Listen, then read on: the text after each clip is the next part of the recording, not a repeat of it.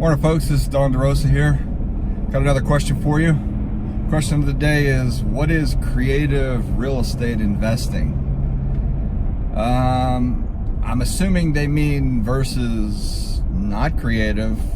Creative real estate investing, in my mind, is when you use obviously non-traditional type investing, such as you don't go down to the bank, you don't go get traditional financing, you don't have to have perfect credit, you don't have to have a lot of down payment. So let's talk about traditional financing for a second. Traditional financing, if you go down to a bank, when you look at traditional creative or traditional real estate investing, it's you find a property that is in decent shape, that has a little bit of equity. You go down to the bank, you have a 600, 650 credit score,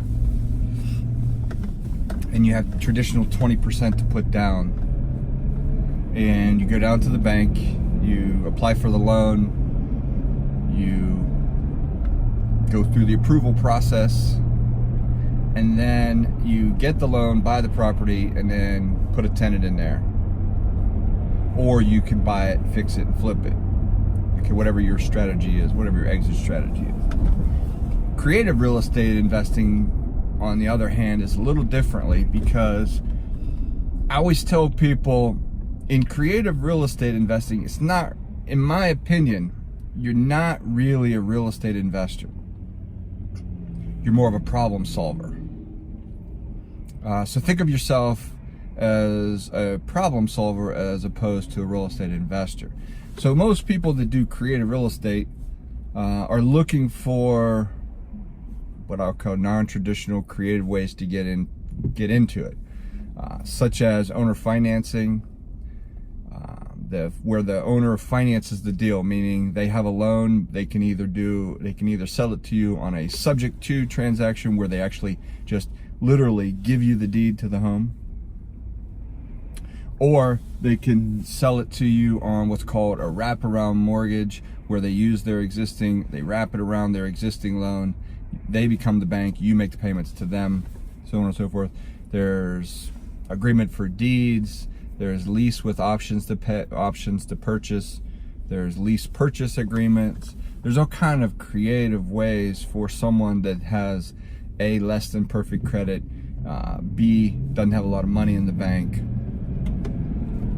Creative real estate investing could be, I guess, construed as wholesaling, where you find a property, put it under contract, and then just flip that piece of paper to somebody else that's willing to pay you a little bit more to step into your shoes. So those are all creative ways to buy real estate. You can also use creative ways to sell real estate as well. So when you go to sell, a traditional way to sell is you fix it up or whatever you're going to do to it, hire an agent, pay them traditional 5-6%, they list it, you find a buyer that's willing to pay your price, go to a closing, and everything's done. A creative approach to an exit to getting rid of a property is doing the things that I mentioned earlier to potentially buy them. You could, if you own the property, you could owner finance it to someone with a reasonable down payment. Now, I highly recommend that if you're going to if you own the property and you're going to owner finance it to someone, you need to get as big of a down payment as you can. I look for 10 to 20% if I'm going to actually give the deed away. But if you're going to do a lease with an option to purchase, or rent to own, as some people like to call it, you can go and you can do any amount really, depending on the property. But I highly recommend 3 to 5%. Sometimes you get it, sometimes you get less, sometimes you get more. It all depends on how motivated you are and how the property, how nice it looks, how desirable it is. So lots of things that go into being a creative real estate investor. But I really don't want you to think of yourself as an investor if you're going to get into the creative real estate world, because it's more of a problem-solving world than anything, because what you're going to do is you're going to be looking at the homeowner's problem. What's their problem? And then solve it. That's why they're going to give you equity. You know, when we teach people this, we teach them there's two types of people. There's a person that has a want to sell, and then there's a person that has a need to sell. A want to sell is someone is, hey, I want a bigger house, I want a better school district.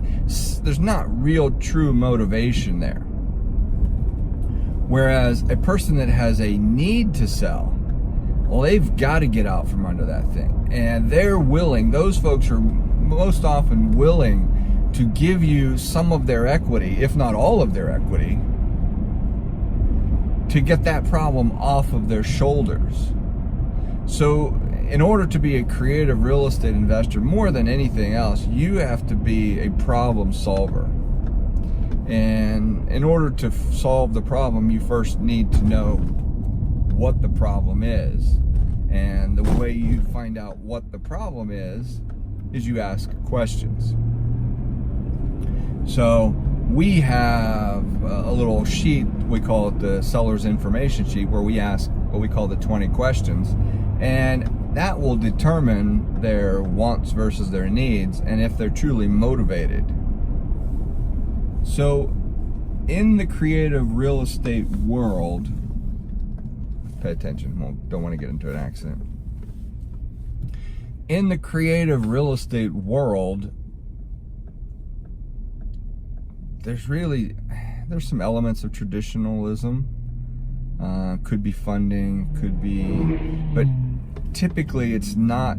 A traditional real estate investment is nowhere near a creative real estate investment. Creative real estate investment always has problems. There's always a problem that you have to solve, and if you can't solve the problem, then you're not going to buy that house, because it's usually ugly, the house is ugly, the financial situation is ugly, everything about the whole deal is ugly. And those things don't just drop in your lap. You have to create those. You have to find a way to solve their problem, because most people will look at that and go, I don't want that house. Where I look at it and go, okay, what's the problem? And then how can I solve that? Can I give them a little bit of money to move? Can I take over their debt because they can't afford it? You know, do they need some money for medical bills to get them over the hump? You know, then, you know, I give them money for medical bills and they deed me the house. They literally give me the house. So you have to find out what's the motivation. Why are they selling? You know, find out why. What's the motivation? That's the most important thing. And then figure out later if you can make money at it. Because if you can't make money, I mean, if the reason they're selling isn't strong enough, it doesn't matter how much equity they have, because they're not going to sell it to you, because you're not going to want to buy it because there's not enough equity, or there's not a reason to get involved. So hopefully that answered your questions. If you like this, click subscribe, get notified, so that I can send you more of these. And if you have any questions at all, please put them in the comments. I love to hear that's how I get these questions, is people put these in the comments, or they'll send me a direct response or a direct message. So if you're looking for something specific and you'd like me to answer it, please put it in the comments. Till next time, this is Don DeRosa saying thank you very much and have a good day.